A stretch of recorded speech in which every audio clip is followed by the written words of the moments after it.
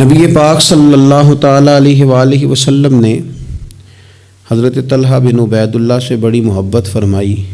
بالکل شروع میں اسلام آپ نے قبول کر لیا تھا۔ واقعہ یوں ہوا، امام بہقی نے لکھا ہے کہ آپ بصرہ تشریف لے گئے تھے۔ وہاں ایک عیسائی پادری تھا، راہب تھا۔ چونکہ عیسائیوں نے اور یہودیوں نے تورات کے اندر نبی کریم صلی اللہ علیہ وسلم کی عظمتوں اور شانوں کو پڑھا ہوا تھا، تو وہ عیسائی بصرہ میں لوگوں سے یہ کہہ رہا تھا کہ اگر یہاں کوئی حرم کا شخص ملے تو اسے میرے پاس لاؤ۔ حضرت طلحہ بن عبید اللہ رضی اللہ تعالیٰ عنہ وہاں گئے ہوئے تھے۔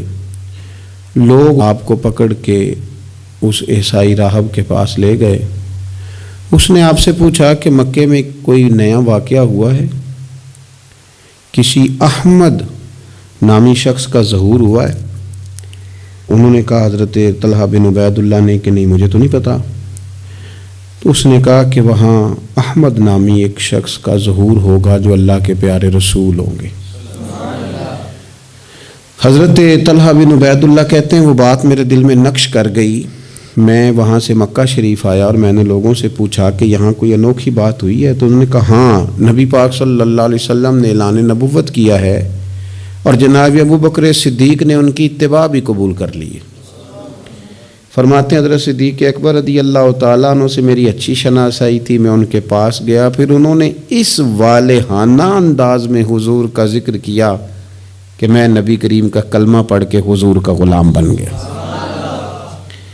حضرت طلحہ بن عبید اللہ رضی اللہ تعالیٰ عنہ ان 10 صحابہ میں سے ہیں جنہیں نبی پاک صلی اللہ علیہ وسلم نے جنت کی بشارت عطا فرمائی، اور حضرت طلحہ بن عبید اللہ رضی اللہ تعالی عنہ ان 8 افراد میں سے ہیں جنہوں نے سب سے پہلے اسلام قبول کیا، اور حضرت طلحہ بن عبید اللہ رضی اللہ تعالی عنہ کا شمار ان 5 صحابہ کرام میں ہوتا ہے جنہوں نے حضرت ابو بکر صدیق کے ہاتھ پہ اسلام قبول کیا، اور حضرت طلحہ بن عبید اللہ رضی اللہ تعالیٰ عنہ ان 6 لوگوں میں سے ہیں جن کی شورا حضرت عمر فاروق نے بنائی تھی اپنے بعد خلیفہ منتخب کرنے کے لیے۔ اور حضرت طلحہ بن عبید اللہ کی سب سے بڑی فضیلت یہ ہے کہ آپ ان خوش نصیب لوگوں میں سے ہیں جن سے نبی پاک علیہ السلام اپنے وصال ظاہری تک ہمیشہ راضی ہی رہے ہیں۔ اور حضور علیہ السلام نے فرمایا جنت میں میرے 2 پڑوسی ہیں،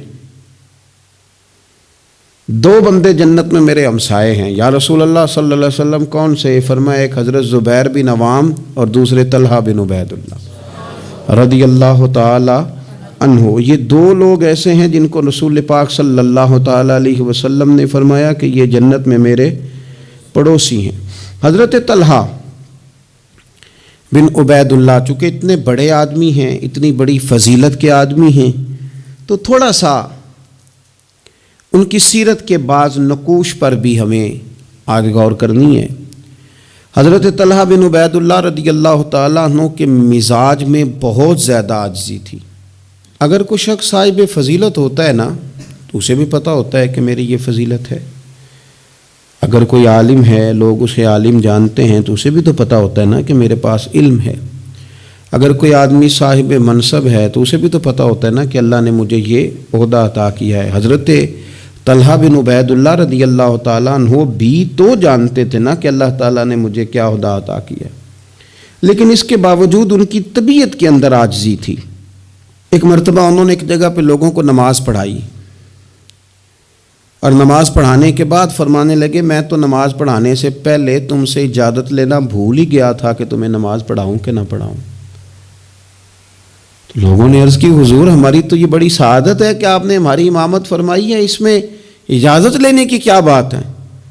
تو حضرت طلحہ رضی اللہ تعالیٰ عنہ فرمانے لگے اگر کوئی شخص لوگوں کی امامت کرائے، نماز پڑھائے، لیکن لوگ اس سے راضی نہ ہوں کہ یہ ہمارا امام بنے، تو فرمایا اس کی نماز اس کے کانوں سے اوپر تک نہیں جاتی۔ لہذا میں نہیں چاہتا کہ زبردستی تم پر مسلط ہوں، میں چاہتا یہ تھا کہ پہلے تم سے پوچھ لوں پھر تمہارا امام بنوں۔ یہ مزاج کی عاجزی اور طلباء کو، علماء کو آئمہ کو یہ سبق دینے کے لیے کہ اگر تمہیں اللہ تعالیٰ منصب عطا کرے تو وہ منصب پھر بھی تمہارے اندر عاجزی ہی پیدا کرے، انکساری ہی تمہارے مزاج کا حصہ بنے۔ اللہ تبارک و تعالیٰ نے حضرت طلحہ رضی اللہ تعالیٰ عنہ کو مال بھی عطا فرمایا تھا، لیکن اس کے ساتھ ساتھ خرچ کرنے کا شوق اور جذبہ بھی اللہ نے انہیں دیا تھا۔ ایک شخص پر 30,000 دینار کا قرضہ تھا، سارا ہی انہوں نے اپنے ذمے لے لیا، فرمایا تو بے فکر ہو جا، میں تیرا سارا قرضہ ہی ادا کر دوں گا۔ یتیموں، بیواؤں، مساکین سب کے ساتھ فراخ دلی سے پیش آتے، لوگوں کے مسائل حل کرتے۔ اور حضرت سیدہ طیبہ طاہرہ سیدہ عائشہ صدیقہ رضی اللہ تعالیٰ عنہ جو کہ مومنوں کی ماں ہیں، تو ماں سے عقیدت ہوتی ہے۔ حضرت طلحہ بن عبید اللہ رضی اللہ تعالیٰ عنہ کو بڑی عقیدت تھی، ہر سال 10,000 دینار سیدہ عائشہ کی خدمت میں بطور نذرانہ کے پیش کرتے تھے، بطور نذرانہ کے، اپنے دل کی تسکین کے لیے کہ میں اپنی ماں کی خدمت کر رہا ہوں۔ اور خدمت خلق اور دینے کا جذبہ اس طرح کا تھا کہ ان کی زوجہ ارشاد فرماتی ہیں کہ ایک دن میں انہوں نے 1,00,000 درہم اللہ کے راستے میں خرچ کیا۔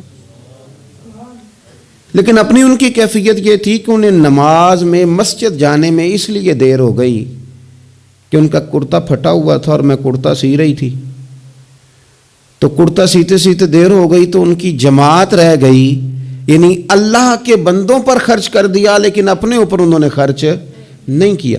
یہ سٹیٹس بندے کا اس وقت بنتا ہے جب دیکھیں بہت سارے لوگوں کا مزاج ہوتا ہے کہ میں پیسے جمع کر لوں، پیسے جمع کر لوں، تو وہ بھی جمع کرتے تھے، اللہ کے بندے بھی جمع کرتے تھے، پر دنیا کے بینکوں میں نہیں، آخرت کے خزانے میں۔ تو وہ آخرت کے خزانے میں جمع کرنے کا یہ انداز تھا کہ ان کی زوجہ فرماتی ہیں کہ ایک دن میں نے انہیں بڑا پریشان دیکھا، بڑے پریشان تھے، تو میں نے ان سے کہا کہ مجھ سے کوئی غلطی ہو گئی، آپ بہت زیادہ پریشان ہیں؟ تو حضرت طلحہ بن عبید اللہ رضی اللہ تعالیٰ عنہ فرمانے لگے نہیں، تم سے کوئی غلطی نہیں ہوئی، اصل میں آج میرے پاس بہت سارے پیسے جمع ہو گئے، تو میں پریشان ہوں کہ اتنی دولت کے ساتھ وقت گزاروں گا۔ کتنی بلڈنگوں پہ راضی ہیں مسلمان، سرمایہ آتا کسے برا لگتا ہے، کس طرح لوگ پیسہ چھپا چھپا کے رکھتے ہیں، کس طرح لوگ اپنی بے نامی جائیدادیں بناتے ہیں، کیا ترتیب لوگ اختیار کرتے ہیں مال کو کسی طریقے سے سنبھال کے رکھا جائے، خرچ نہ ہو۔ لیکن فرمانے لگے میرے پاس پیسے جمع ہو گئے، پریشان ہوں کہیں رات ہی نہ گزر جائے اسی طرح کے پیسے بڑے رہیں۔ تو آپ کے لیے فرمانے لگی کیوں پریشان ہوتے ہیں، آپ مجھے پتہ ہے حضور کے صحابی ہیں، آپ کا دل اتنا اجلا اور اتنا صاف ہے کہ یہ دولت آپ کے دل میں وقت گزار سکتی نہیں، جہاں اللہ رسول کے ڈیرے ہوں وہاں دولت کیسے وقت گزارے گی۔ تو آپ اس طرح کریں، اس کو خرچ کر دیں، کچھ بھی نہیں ہوتا، بوجھ اتر جائے گا۔ فوراً ہی لونڈی کو بلایا اور خرچ کرنا شروع کیا۔ تو کتنے خرچ کیے؟ ایک دن کے اندر انہوں نے 4,00,000 دینار لوگوں پر خرچ کر دیے۔ پیسے کو سنبھال کے نہیں رکھا، جمع کر کے نہیں رکھا، اس ترتیب کے ساتھ انہوں نے اپنی زندگی میں خرچ کیا۔ پھر دوسری بات یہ تھی کہ وہ اخلاقیات کے حوالے سے ایک بڑا عمدہ مقام رکھتے تھے۔ حضرت سیدنا کعب بن مالک رضی اللہ تعالیٰ عنہ کا بڑا مشہور واقعہ ہے کہ آپ غزوہ تبوک میں نہیں جا سکے تھے، تو نبی پاک صلی اللہ تعالیٰ علیہ وسلم ناراض ہو گئے اور 50 دن تک رسول کریم صلی اللہ علیہ وسلم ناراض رہے۔ حضرت کعب بن مالک رضی اللہ تعالیٰ عنہ فرماتے ہیں کہ ظاہر ہے حضور ناراض تھے تو پھر مجھے لگتا تھا کہ سارا مدینہ ہی ناراض ہے، زمین و آسمان ناراض ہیں۔ فرماتے ہیں چونکہ ہر شخص ناراض تھا اور میں بڑا پریشان تھا، پھر کئی دنوں کے بعد اللہ تبارک و تعالیٰ نے میری توبہ قبول فرمائی، اور جب اس کا اعلان ہوا نا تو فرماتے ہیں سب سے پہلے جس بندے نے اٹھ کے مبارک دی اور بڑی گرم جوشی سے مجھے ملے وہ حضرت طلحہ بن عبید اللہ تھے۔ گویا انہیں اس بات کا شوق ہوا کہ دیکھو اللہ نے ہمارے اس بھائی کی توبہ کو قبول کر لیا ہے، اس پر فضل ہو گیا ہے۔ یعنی اگر کسی کو قرب الہی ملے اور خدا کی رحمت کسی پر برسے تو آگے بڑھ کر اس بندے کو مبارکباد دینا یہ بھی اچھے اخلاق کی علامت ہے۔ اور پھر کچھ لوگوں کا یہ مزاج ہوتا ہے کہ وہ باہر تو بڑے با اخلاق ہوتے ہیں، بڑے با مروت ہوتے ہیں، لوگوں کی بڑی گڈ بک میں ہوتے ہیں، سوسائٹی انہیں بڑا اچھا کہتی، گھر کے اندر ان کی حالت خراب ہوتی ہے۔ گھر والے شکوہ کرتے ہیں کہ یار یہ بندہ ہم سے بھی کبھی اچھے موڈ میں بات کرے، یہ گھر بھی آئے تو کبھی ہنستا ہوا آئے۔ حضرت طلحہ رضی اللہ تعالیٰ عنہ کی حسن معاشرت ان کے گھر کے اندر اتنی اعلیٰ تھی، اتنی خوبصورت تھی کہ ان کے بچے، ان کی اہلیہ، ان کے بہن بھائی، ان کے ماں باپ، ان کے رشتہ دار ان سے ٹوٹ کر پیار کرتے۔ ام امان، ان کی شادی ہونی تھی، بڑے بڑے معزز لوگوں نے اس خاتون کو پیغام بھیجا، بڑے اعزاز والی خاتون تھی، لیکن وہ کہنے لگی مجھے تو نکاح حضرت طلحہ بن عبید اللہ سے ہی کرنا ہے۔ بھئی ان سے آپ کو کیوں نکاح کرنا ہے؟ تو وہ کہنے لگی میں ان کے اخلاق کے عالیہ سے واقف ہوں، اوصاف حمیدہ کو جانتی ہوں، وہ نہ گھر میں آتے ہیں تو پھر بھی ہنستے ہوئے آتے ہیں، اور میں نے سنا ہے جاتے ہیں تو پھر بھی ہنستے ہوئے جاتے ہیں، اور ان سے مانگنا نہیں پڑتا، خود ہی دے دیتے ہیں، اور کبھی مانگ لو تو دینے میں دیر ہی نہیں کرتے۔ اور فرمانے لگی اگر کوئی کام کر دو تو شکریہ ادا کرتے ہیں، اور کوئی غلطی ہو جائے تو محبوب کے صحابی کی شان یہ ہے کہ فوراً معاف کر دیتے ہیں۔ تو ان اوصاف کا شوہر اگر کسی کو ملے تو پھر اس خاتون کو نکاح کرنے میں دیر نہیں کرنی چاہیے۔ حضرت طلحہ بن عبید اللہ رضی اللہ تعالیٰ عنہ کی بڑی خدمات ہیں، تمام غزوات میں شریک ہوئے سوائے غزوہ بدر کے۔ اس میں بھی بعض محدثین نے لکھا ہے کہ انہیں نبی پاک صلی اللہ تعالیٰ علیہ وسلم نے ایک مہم پہ بھیجا تھا، جس کی بنیاد پر وہ جو نہ جا سکے غزوہ بدر میں، عملی طور پر شریک نہ ہو سکے، لیکن جو غزوہ احد ہے اس کے بارے میں تو حضرت ابوبکر صدیق رضی اللہ تعالیٰ عنہ فرمایا کرتے تھے غزوہ احد کا سارا دن ہی حضرت طلحہ کا ہے۔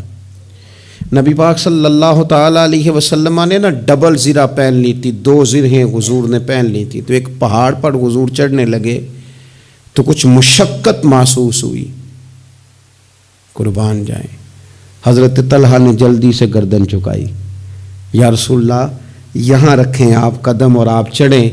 محبوب نے قدم رکھا اور رکھتے ہی فرمایا لو طلحہ تم نے اپنے اوپر جنت واجب کر لی ہے، تم نے اپنے اوپر جنت واجب کر لی۔ اس دن چونکہ افواہ اڑا دی تھی احد کے دن کفار مکہ نے کہ نبی پاک صلی اللہ تعالیٰ علیہ وسلم کو شہید کر دیا گیا، تو لوگ بکھر گئے تھے، تو جو 12 لوگ نبی پاک علیہ السلام کے ساتھ رہ گئے ان میں حضرت طلحہ بن عبید اللہ تھے۔ جو تیر بھی حضور کی طرف آتا تھا نا وہ اپنا ہاتھ آگے کر دیتے تھے، ان کا ایک ہاتھ شل ہو گیا سارا۔ ان کے وجود پر احد کے دن حضور کو بچاتے ہوئے 70 زخم لگے، تیروں کے، تلواروں کے، نیزوں کے 70 زخم لگے۔ سجنا جان امانت تیری تو جدو مانگ سے میں پیش کرے ساں، 70 زخم لگے۔ حضرت صدیق اکبر رضی اللہ تعالیٰ عنہ فرماتے ہیں جب ہم حضور کی خدمت میں حاضر ہوئے تو نبی پاک صلی اللہ علیہ وسلم نے فرمایا پہلے طلحہ بن عبید اللہ کو دیکھو۔ کہتے ہیں جب ہم حضور کی خدمت کر کے ان کے پاس گئے تو وہ بے ہوش تھے، زخموں کی شدت کے سبب بے ہوش تھے، میں نے ان کے منہ پہ پانی چھڑکا۔ فرماتے ہیں ان کی آنکھ کھلی تو پہلا سوال انہوں نے یہ پوچھا کہ بتاؤ میرے نبی کریم کا کیا حال ہے، رسول کریم صلی اللہ تعالیٰ علیہ وسلم کی طبیعت کیسی ہے، حضور کے بارے میں بتاؤ۔ کہتے ہیں ہم نے کہا الحمدللہ حضور ٹھیک ہیں، اللہ کے فضل اور احسان میں ہیں، اللہ تعالیٰ نے انہیں محفوظ رکھا ہے۔ تو کہتے ہیں وہ کہنے لگے اگر محبوب ٹھیک ہے نا تو پھر کوئی مصیبت بھی مصیبت نہیں ہے، پھر ساری مصیبتیں آسان ہیں۔ حضرت طلحہ بن عبید اللہ رضی اللہ تعالیٰ عنہ کو اللہ تبارک و تعالیٰ نے شانوں والی زندگی عطا فرمائی، عزتوں والا مقام عطا کیا، اور اللہ تعالیٰ نے انہیں شہادت کی موت عطا فرمائی۔ حضرت طلحہ بن عبید اللہ رضی اللہ تعالیٰ عنہ شہید ہو گئے، لیکن کمال دیکھیے کہ صاحب اسد الغابہ نے لکھا ہے، یہ کمال دیکھیے، کون کہتا ہے ولی مر گئے، قید سے چھوٹے اپنے گھر گئے، تے وارث شاہ کدو مر دے جنہ کیتیاں نیک کمائیاں نے۔ حضرت طلحہ بن عبید اللہ رضی اللہ تعالیٰ عنہ کو جہاں دفن کیا گیا نا وہ زمین نشیبی تھی، نچلی تھی، تو اکثر وہاں پانی آ جاتا تھا۔ تو آپ نے وصال کے بعد تقریباً 30 سال کے بعد ایک شخص کو بار بار خواب میں آ کے کہا کہ مجھے یہاں سے نکالو، مجھے یہاں سے نکالو۔ وصال کے بعد بلے شاہ ایسا نہیں مرنا، اے تے مر گیا ہی کوئی اور، نکالو۔ اس شخص نے پھر حضرت سیدنا عبداللہ ابن عباس رضی اللہ تعالیٰ عنہ کو خواب سنایا، تو حضرت عبداللہ ابن عباس نے ایک صحابی کا مکان 10,000 دینار کا خرید کے حضرت طلحہ بن عبید اللہ رضی اللہ تعالیٰ عنہ کی مقدس لاش کو وہاں سے نکال کے وہاں دفن کیا۔ کہتے ہیں کہ 30 سال کے بعد ان کی مقدس لاش کو ایک جگہ سے دوسری جگہ منتقل کیا گیا، لیکن جسم اسی طرح ہی تر و تازہ تھا۔ بعد مرن دے مکھڑا میرا ہو جاوے نا تازہ، سمجھ لینا محبوب میرے نے آن پڑھیا جنازہ۔ اسی طرح جسم تر و تازہ تھا، 30 سال کے بعد انہیں دوسری جگہ منتقل کیا گیا۔ یہ حال ہے ان کے غلاموں کا، تو پھر سرکار کا عالم کیا ہوگا؟ تو زندہ ہے واللہ، تو زندہ ہے واللہ، میرے چشم عالم سے چھپ جانے والے۔ اللہ تعالی ہمیں حضرت سیدنا طلحہ بن عبید اللہ رضی اللہ تعالیٰ عنہ کے فیض سے فیض یاب فرمائے۔ آخر دعوانا ان الحمدللہ رب العالمین۔ کو بندہ بات کرے تو اسے بھی سہنا سیکھے۔ جس طرح تعریف آپ کو میٹھی لگتی ہے نا، اسی طرح جب تنقید بھی میٹھی لگنے لگے نا، جو نظریے کے لوگ ہوتے ہیں انہیں تنقید اور تعمیر سے فرق نہیں پڑتا، کیونکہ وہ ان کا اپنا ایک ویژن ہوتا ہے، ان کی اپنی ایک سوچ ہوتی ہے، وہ اپنے نظریے پر چل رہے ہوتے ہیں، انہیں زیادہ پریشانی نہیں ہوتی، انہیں دکھ بھی اتنی تکلیف نہیں دیتے، جتنا مزہ سکھ دیتے ہیں اتنا ہی مزہ دکھ دیتے ہیں، کیونکہ ان کا ایک ویژن ہے۔ قرآن مجید کا ایک دوسرا مقام ہے، سورہ لقمان ہے۔ حضرت لقمان اپنے بیٹے کو نصیحت کرتے ہیں تو کہتے ہیں یا بنیا، اے میرے بیٹے، اقیم الصلاۃ وامر بالمعروف، ایک تو نماز قائم رکھنا اور دوسرا لوگوں کو نیکی کا حکم دینا، ونہا عن المنکر، اور لوگوں کو برائی سے منع کرنا، وَاصْبِرْ عَلَىٰ مَا أَصَابَكَ، اور اس رستے میں جو تجھے تکلیف آئی اس پر صبر کرنا۔ بیٹے کو نصیحت کر رہے ہیں باپ، اور لہجہ دیکھیے کہ یا بنیا، او میرے بیٹے، کیا لہجہ ہے، کیا انداز ہے، او میرے بیٹے۔ ایک تو یہ کرنا، نماز قائم رکھنا، بھلائی کا حکم دینا، برائی سے منع کرنا، اور اس پر جو تجھے مشکل آئے اس پر صبر کرنا۔ اور پھر کیا کہتے ہیں، قرآن مجید کا انداز دیکھیے، فرمایا ان ذالک من عزم الامور، بے شک یہ بڑی ہمت والے کام ہیں، نیکی کا حکم دینا، برائی سے منع کرنا، نماز پڑھنا اور مصیبت پر صبر کرنا، یہ ہمت والے کام ہے پتر، ہمت والے کام ہے، ذرا ڈٹ کے کرنا، بے حوصلہ نہ ہونا۔ ایک بزرگ بیٹھے تھے، اللہ کے نیک بندے بھی تھے اور تجارت بھی کرتے تھے، لاکھوں کا کاروبار تھا۔ بزرگ بیٹھے ہوئے ہیں تو اچانک خبر ملی کہ حضرت صاحب پڑھا رہے تھے سبق، خبر ملی کہ آپ کا وہ جو ایک جہاز تھا نا مال بردار، وہ جہاز آپ کا ڈوب گیا پانی میں۔ فرمانے لگے الحمدللہ، سبق پڑھاتے رہے، 2-4 گھنٹے گزرے تو ایک بندہ پھر آیا، اس نے آ کے کہا حضور مبارک ہو، وہ جو جہاز ڈوبنے والی خبر تھی وہ غلط تھی، وہ جہاز آپ کا بالکل ٹھیک ٹھاک ہے، لاکھوں روپے بچ گئے۔ فرمانے لگے الحمدللہ۔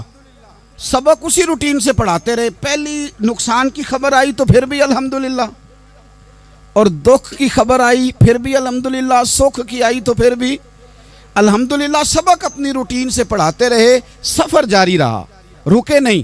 اختتام ہوا تو طلباء کہنے لگے حضور اتنے بڑے نقصان کی خبر آئی، جملہ ہی کوئی نہیں ٹوٹا آپ کا، لفظوں کے اندر کہیں ہم نے اتار چڑھاؤ نہیں دیکھا، حضور چہرے پر کوئی پریشانی نہیں، اور پھر اتنی بڑی خبر ملی خوشی کی، کوئی آپ کی آنکھوں میں روشنی نہیں آئی، کوئی ہم نے آپ کا چہرہ بدلتے نہیں دیکھا، معاملہ کیا ہے؟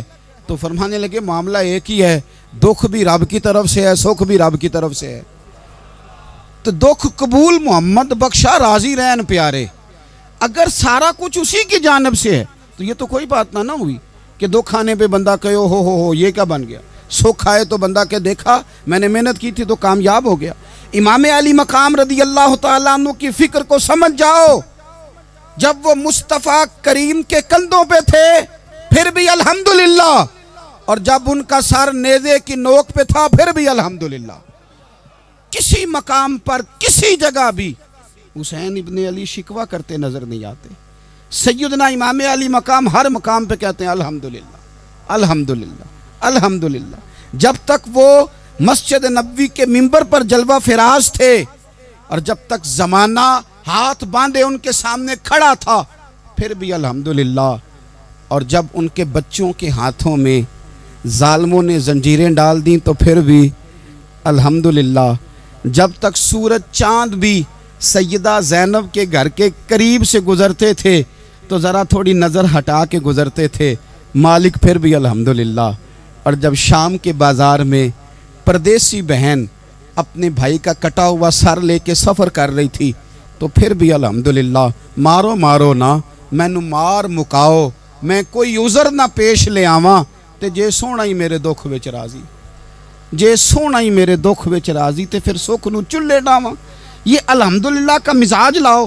یہ روز جو گھر میں لڑائی کرنا، روز اختلاف رائے کی بات کرنا، روز کبھی کسی کی غیبت کرنا، کبھی کسی کی کرنا، کبھی کسی چوک میں بیٹھ کے شکوہ کرنا، کبھی کسی چوک میں بیٹھ کے شکوہ کرنا، کبھی کہنا کہ فلاں جگہ میں ناکام ہو گیا، فلاں کی وجہ سے ہو گیا، یہ کچھ شیوا ہے مسلمانی کا؟ مسلمان ہر حال میں اللہ کی تسبیح پڑھتا ہے، مسلمان ہر حال میں اپنے رب کو یاد کرتا ہے۔ وہ کہتا ہے بہار ہو کے خزاں لا الہ الا اللہ، خودی کا سر نہاں لا الہ الا اللہ، خودی کا تیغ فساں لا الہ الا اللہ۔ اور اگرچہ بت ہیں جماعت کی آستینوں میں، اگرچہ بت ہیں جماعت کی آستینوں میں، پر میری مجبوری ہے نا، مجھے ہے حکم اذاں لا الہ الا اللہ۔ اپنی ڈیوٹی کرتا ہے وہ اپنے کام لگا رہتا ہے۔ آپ کبھی پلٹ کر میرے رسول پاک صلی اللہ تعالی علیہ وسلم کی خوبصورت زندگی کو دیکھیں نا، خوبصورت زندگی کو۔ میں کیا کروں، ہمارے مزاجوں میں باتیں ایسی آتی جا رہی ہیں، ہم انتظار کرنے کو تیار ہی نہیں۔ ابھی محنت کیا تو شام کو رزلٹ آنا چاہیے۔ جو پوری 5 دن نماز پڑھ لیتا ہے وہ کہتا ہے ابھی میں ولی نہیں بنا، اتنے دن ہو گئے نماز پڑھتے۔ جو پورا 40 دن پراپر طریقے سے درود پاک پڑھ لیتا ہے وہ کہتا ہے دیکھو مجھے ابھی تک زیارت ہی نہیں ہوئی نبی پاک صلی اللہ علیہ وسلم۔ جو ابھی کل آیا ہے اور کل ابھی اس شخص نے آ کر کے شروع کیا ہے سلسلہ، تو کہتا ہے اوہو میرا معرفت والوں میں نام کب آئے گا؟ وہ بھائی لوگوں کی زندگیاں گزر گئی، لوگوں کے احوال گزر گئے۔ میں بیٹھا تھا بزرگوں کی خدمت میں، تو ایک شخص نے آ کے کہا حضور میں آپ کے لیے سلام لایا ہوں فلاں عظیم ہستی کا۔ تو حضرت صاحب نے اس کو تھپکی دی، فرمانے لگے پتر میں انہیں جوگا نہیں، تینوں کوئی پلیکھا لگ گیا ہے، میں بدکار پرانا خادم، میں نہیں اس قابل یار، یہ تجھے غلطی لگ گئی ہے، مجھے تو اپنے اعمال کا پتہ ہے، میں موجود تھا اور صاحب علم و فضل بندے کے پاس تھا۔ کہنے لگے پتر میں نہیں اس قابل، مہربانی کرنا تو میرے لیے دعا کر، اللہ تعالیٰ میرے اوپر رحمت کر دے اور کوئی رستہ کھل جائے۔ اور سجنوں سنو، حضرت عمر فاروق جیسا بندہ میرے رسول پاک صلی اللہ علیہ وسلم کے غلاموں میں مولا علی شیر خدا کا مرتبہ کون جان سکتا ہے؟ حضرت علی کہا کرتے تھے میرا دل کرتا ہے اس طرح کے اعمال لے کے اللہ کی بارگاہ میں جاؤں جو اعمال سیدنا فاروق اعظم کے ہیں۔ اتنا صالح بندہ، اتنا پرہیزگار بندہ، لیکن حضرت عمر فاروق کے انتقال کا وقت آیا تو لوگ ان کی تعریفیں کرنے لگے، عمر کی بڑی بات ہے، عمر کی بڑی بات ہے۔ تو حضرت عمر رو پڑے، فرمانے لگے میرے لیے دعا کرو، مجھے درجہ کوئی بھی نہ ملے، بس میریاں نیکیاں اور بدیاں برابر برابر ہو جائیں، میں معاف کر دیا جاؤں، نیکی اور بدی برابر برابر ہو، چھوڑ دیا جاؤں۔ درجوں کا تو معاملہ بڑا آگے کا ہے، اتنی جلدی، اتنی سپیڈ، اتنی ہمیں جلد فٹافٹ ہو جائے، سویرے ہو جائے۔ آپ اپنی جد و جہد تو کریں، آپ تھوڑا پلٹ کے تو دیکھیں، آپ دیکھیں کہ لوگ میدانوں میں رہے، میدانوں میں رہے۔ حضرت خالد بن ولید میدان میں رہے، حضرت سعد بن ابی وقاص میدان میں رہے، حضرت سیدنا ابو عبیدہ بن جراح میدان میں رہے۔ یہ لوگ ہمیشہ میدانوں میں رہے، اپنی اپنی ڈیوٹی کر کے چلے گئے۔ اسلام پھیلتا رہا، اپنی اپنی ترتیب سے آگے جاتا رہا، اپنے اپنے رنگ میں اللہ تعالیٰ لوگوں کو دین کی سمجھ عطا کرتا رہا۔ جلدی بڑی ہے، بہت جلدی ہے، شارٹ دروازہ چاہیے، صبر ہی کوئی نہیں، استقامت ہی کوئی نہیں، فٹافٹ ہو جائے۔ بہت سارے لوگ آ کے کہتے ہیں حضرت صاحب نماز تو پڑھنے لگا ہوں، روزہ تو رکھنے لگا ہوں، داڑھی بھی میں نے رکھ لی ہے اور آپ کے پاس بھی آتا ہوں، اب کوئی نگاہ کر دینا۔ تو میں کہتا ہوں یہ جو نماز آپ نے شروع کی ہے یہ بغیر نگاہ کی ہو گئی ہے، یہ جو آپ آنا شروع ہو گئے ہیں تو اس کو آپ نگاہ نہیں سمجھتے؟ اور یہ بھی میری نگاہ نہیں، پریشان نہ ہو جائیے گا، یہ بھی اللہ رسول کی نگاہ ہی ہے۔ او خدا کے بندو، تھوڑا سا اپنی زندگی میں صبر اور استقامت کو لاؤ، تھوڑا رستے پہ چلنا سیکھو۔ اور میں آپ کو ایک بات عرض کروں، ہمارے صوفیاء نے ایک باریک نقطہ بھی بیان کیا، وہ کہتے ہیں یہ جو وصال ہے نا، وصال، یہ تو اختتام ہے، ملاقات تو فنا ہے، جو مل گیا وہ تو گیا، جس کی ملاقات ہو گئی وہ تو گئے تھے نا جناب موسیٰ ملنے، پھر کیا ہوا تھا؟ جس کی ملاقات ہو گئی وہ تو گیا۔ اصل کام کیا ہے؟ اصل کام اس کے رستے میں رہنا ہے۔ اصل کام تو یہ ہے کہ تو اس رستے پہ ہے کہ نہیں، جس رستے پہ تجھے کھڑا کیا تھا، ان راہوں کا تو مسافر ہے کہ نہیں، تو نقش قدم تلاش کر، نقش قدم۔ ایک شاعر سیرت نگار بھی تھے، سمجھ لیں انہوں نے سیرت نگاروں کو بھی دیکھا، عشاق کو بھی دیکھا، رسول اللہ کے غلاموں کو دین کی نوکری کرتے بھی دیکھا، 40 سال حدیثیں پڑھاتے بھی دیکھا، نبی پاک کے نام پہ گلی گلی نگر نگر جاتے آتے بھی دیکھا، حضور صلی اللہ علیہ وسلم کی باتیں کرتے دیکھا۔ تو کسی نے ان سے پوچھا حضور تک رسائی بھی ہوئی ہے؟ تو وہ سرکار کی بارگاہ میں مخاطب ہو کے کہنے لگے تیری معراج کہ تو جانے کہاں تک پہنچا۔ یا رسول اللہ معراج کی رات آپ کہاں تک گئے؟ کوئی پتہ نہیں۔ کہنے لگے وہ تیری معراج کہ تو جانے کہاں تک پہنچا، اور میری معراج کہ میں تیرے خاک قدم تک پہنچا۔ میرے لیے تو اتنا کافی ہے کہ محبوب، وہ جو تیرے قدموں سے کبھی گرد لگتی تھی مدینے کی، اگر میں وہاں تک چلا جاؤں تو میری تو معراج ہو گئی، میرا تو معاملہ حل ہو گیا، میں یہاں تک آ گیا تو ختم ہو گئی بات۔ تھوڑا سفر کریں۔ ایک تو یہ دیکھیں آپ کہ آپ کتنے بھی بڑے ہیں، کتنے بھی عظیم ہیں، کتنے بھی لائق ہیں، کتنے بھی نیک ہیں، پھر بھی آزمائش زندگی کا حسن ہے۔ میں مسافر ہوں، کوئی زندگی کے 11-12 سال ہو گئے ہیں مجھے سڑکوں پہ وقت گزارتے، تو میں بہت سارے لوگوں سے میں نے بڑا کچھ سیکھا ہے۔ میری جو گاڑی چلانے والے لوگ ہیں ان سے بھی میں نے بڑا کچھ سیکھا ہے۔ ایک میرا دوست تھا، تو میں نے اس سے کہا کہ میرا خیال ہے موٹر وے پہ آپ کو گاڑی چڑھا دی جائے تو آپ کے لیے آسان ہے۔ تو کہنے لگا پیر صاحب ہے موٹر وے اوکھی جے چلانی۔ میں نے کہا وہ کس طرح؟ وہ کہنے لگے کہ موٹر وے پہ نا گاڑی چونکہ نہ کوئی سپیڈ بریکر ہے، نہ موٹر وے پہ کوئی چنگچی والا آگے آتا ہے، نہ زیادہ رش ہوتا ہے، تو سیدھی سیدھی چلاتے رہتے ہیں تو نیند آنے لگ جاتی ہے۔ اگر بار بار آئے نا سپیڈ بریکر اور بار بار بریک لگے تو آنکھ ذرا کھلی رہتی ہے۔ تو مجھے مسئلہ سمجھ میں آ گیا۔ میں نے کہا اس کا مطلب یہ ہے، اس کا معنی یہ ہے کہ جن کی زندگی بالکل سکھوں میں گزرتی رہتی ہے نا، آرام پسند ہو جاتے ہیں۔ جن کی زندگی بالکل آسانیوں میں بیتی ہے وہ آرام پسند ہو جاتے ہیں۔ اور اگر کبھی کبھی سپیڈ بریکر بھی آئے، کبھی کو دکھ بھی دیکھنا پڑے، کبھی کوئی اپنوں بیگانوں کی بات بھی سننی پڑے، کبھی کوئی قریب آتا دور جاتا دکھائی بھی دے، کبھی کوئی بیماری تندرستی، یہ حالات بدلتے رہیں، دن تبدیل ہوتے رہیں، تو پھر لطف بڑا آتا ہے، پھر مزہ بڑا آتا ہے۔ وہ کسی نے کہا تھا لگا نا جدو میدان ازل دا تے لوکی چوراں وانگ سدھائے، کسی نے لٹ لئی علم جوانی، کسے ہاسے چولی پائے، آزم ویک جہالت ساڈی اسی عشق خرید لے آئے۔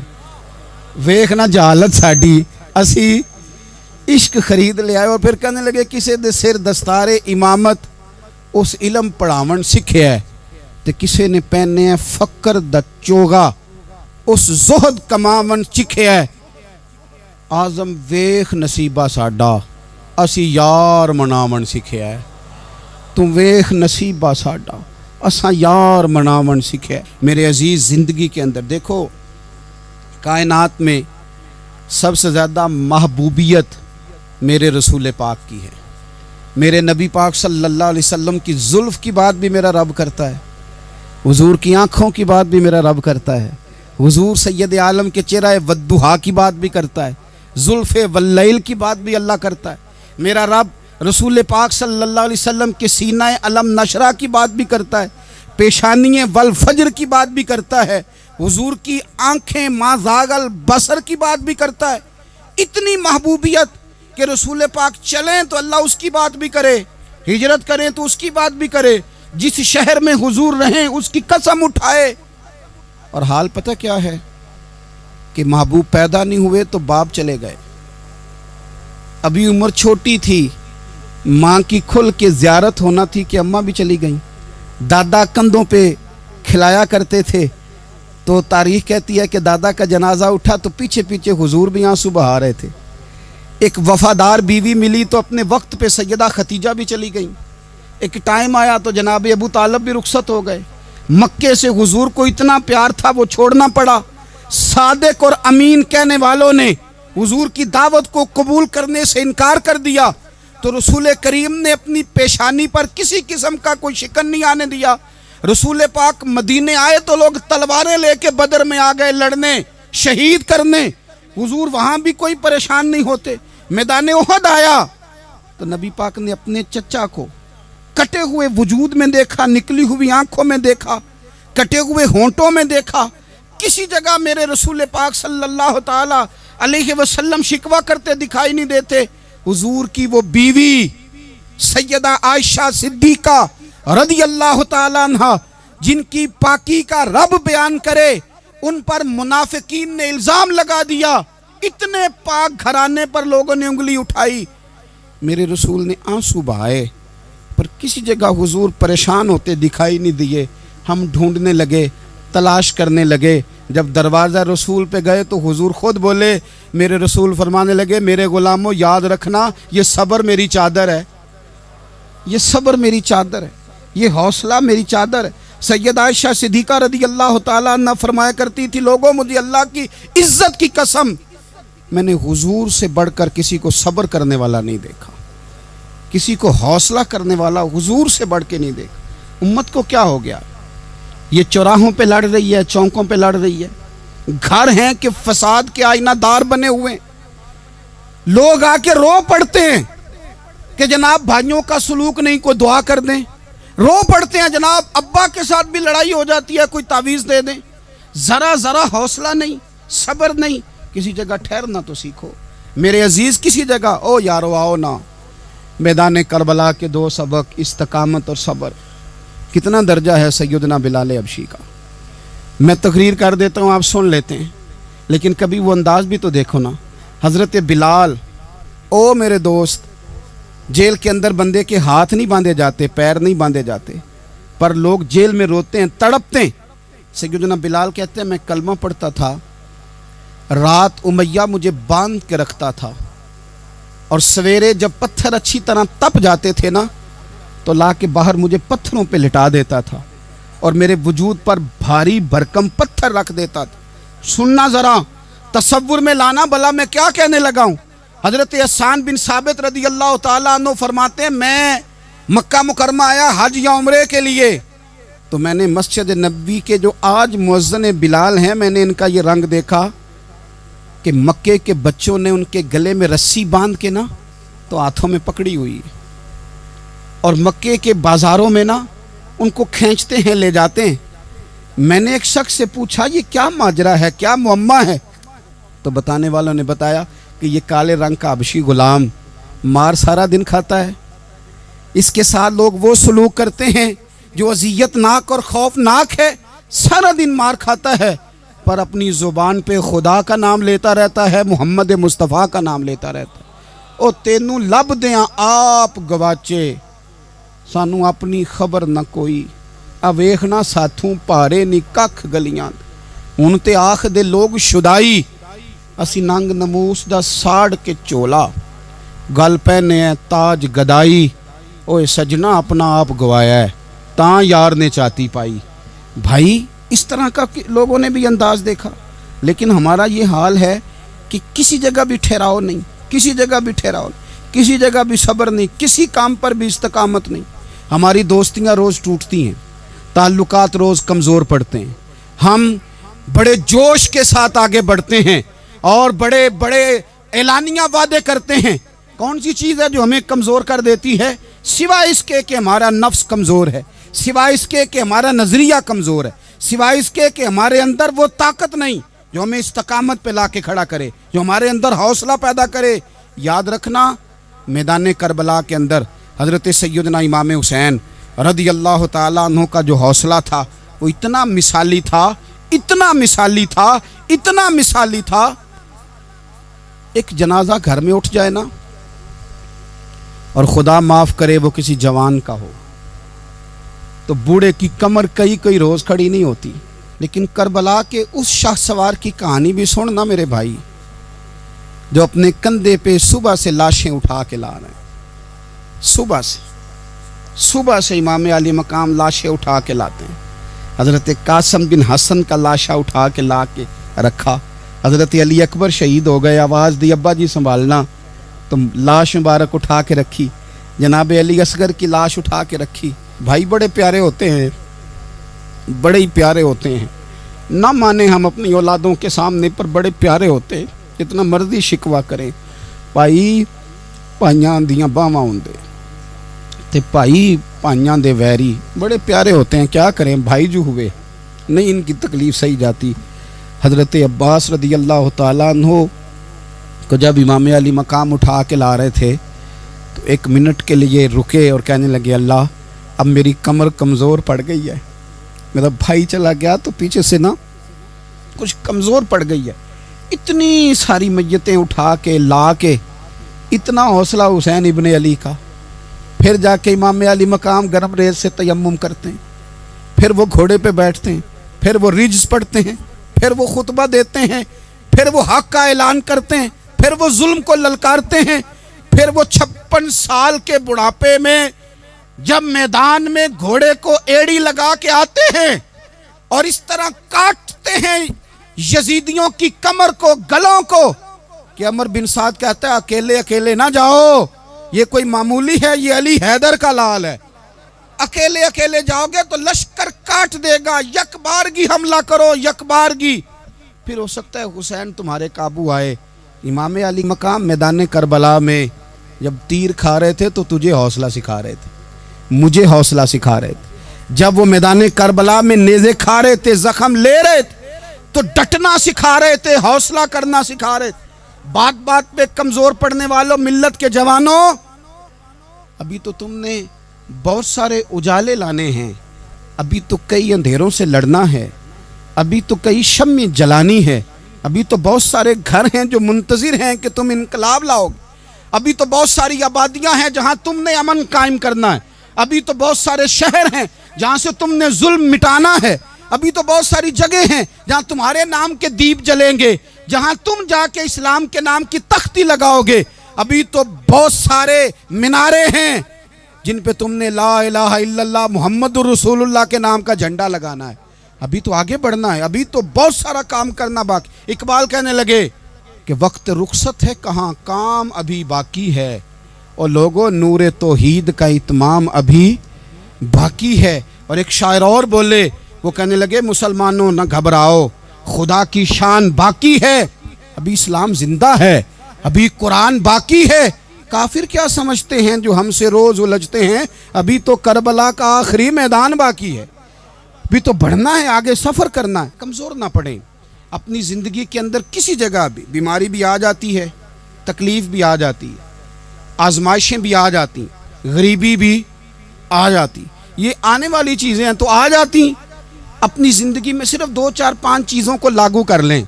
एक तो मुखलिस जिंदगी गुजारें, रियाकार जिंदगी ना गुजारें।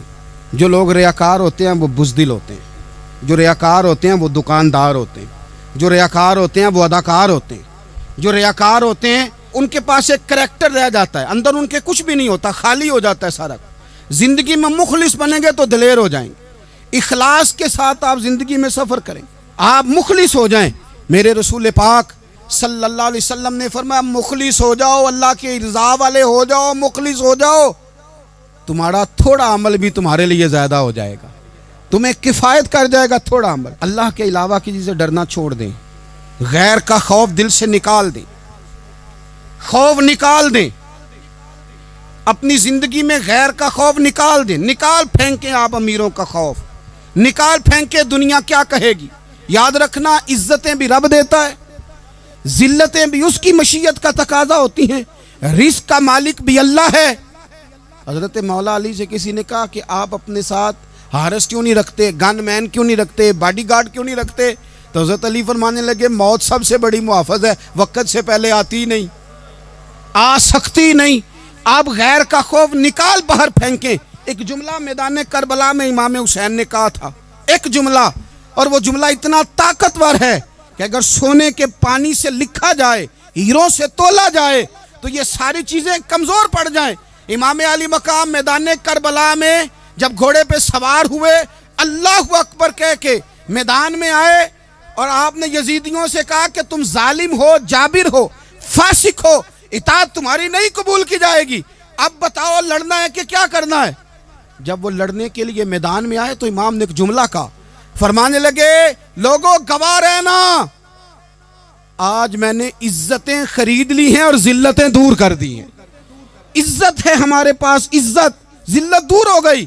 اگر اس کے ظلم سے چھپ کے بیٹھ جاتے، اگر ان تلواروں کے سامنے کمزور پڑ جاتے، اگر اس بڑے لشکر کو پیٹھ دکھا دیتے تو یہ عزت والا معاملہ، لوگوں ہم نے عزتوں کا سودا کیا، ہم نے ذلتیں بھگا دی، ہم نے وہی سودا کیا جو ہمارے اجداد کا طریقہ تھا، جو ہمارے اسلاف کا طریقہ تھا، جو طریقہ ہم نے علی المرتضیٰ سے سیکھا تھا اور نبی مصطفیٰ سے سیکھا تھا، وہ طریقہ ہم نے کر دکھایا۔ اللہ کے غیر کا خوف نکال پھینکے زندگی۔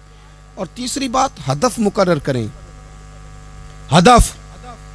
ہدف مقرر کریں۔ آپ کیا ہیں؟ آپ دین کے دائی ہیں، آپ دین کے مبلغ ہیں، آپ دین کو مالی سپورٹ کرنے والے ہیں، آپ اخلاقی سپورٹ کرنے والے ہیں، آپ ایک تاجر ہیں، آپ کس طرح کر کے میدان میں ہیں، آپ ایک ویلفیئر شخصیت ہیں، لوگوں کا بھلا کرنے والے، آپ کیا ہیں؟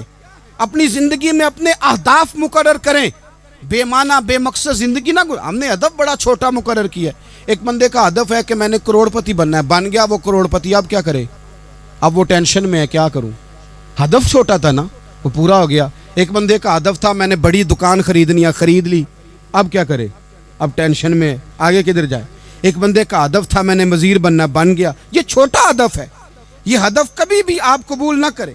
ایک ہدف وہ تھا جو یزید نے اختیار کیا کہ مجھے حکومت پہ بیٹھنا ہے، ایک ہدف وہ تھا جو عبید اللہ ابن زیاد کا تھا کہ مجھے گورنر بننا ہے، ایک ہدف وہ تھا جو عمر بن سعد کا تھا کہ مجھے رے کی حکومت لینی ہے۔